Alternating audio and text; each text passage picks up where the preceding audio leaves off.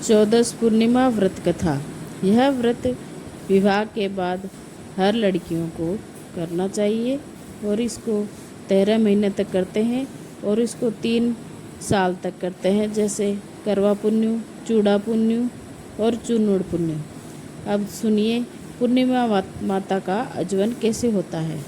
पूर्णिमा का आचमन 13 पूर्णिमा का व्रत करने के बाद कार्तिक की पूर्णिमा को करते हैं। अगर करवा पुन्यु का आचमन कर रहे हो तो करवा के बदले चांदी की घंटी या लोटे में मेवा भरकर रुपया रखकर बाना निकालकर सासू को पैर छूकर दे दो। अगर चूड़ा पुन्यु का आचमन कर रहे हो तो एक चुनरी, चीनी, रुपया पर बाना निकालकर सासू जी को पैर छूकर दे दो और 13 चुनरी ब्राह्मणियों को दो। अगर चूड़ा पुन्यु का आचमन कर रहे हो तो चीनी, रुपया पर बाना निकालकर सासू को पैर छूकर दे दो और 13 चूड़ा ब्राह्मणियों को दो। अगर मन हो तो ब्राह्मणियों को खाना भी खिला सकते हैं। एक साहूकार के 2 बेटी थी। दोनों बहना पूर्णिमा का व्रत करती। बड़ी बहन तो पूरा व्रत करती और छोटी बहन अधूरा व्रत करती।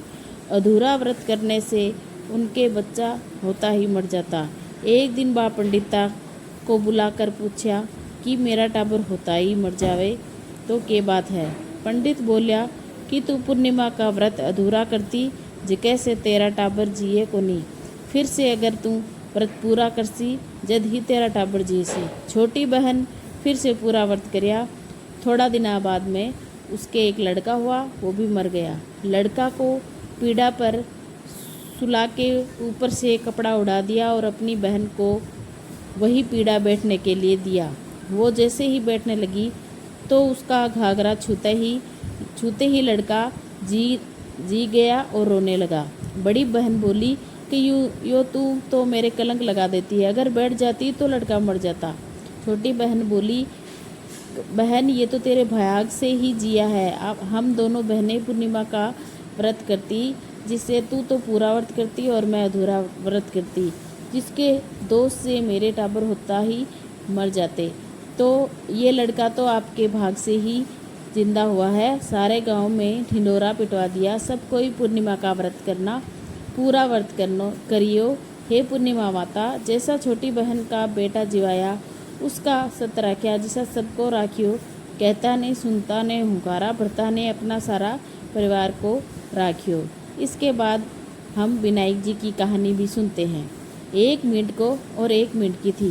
मेंढकी रोजीना विनायक जी की कहानी कहती।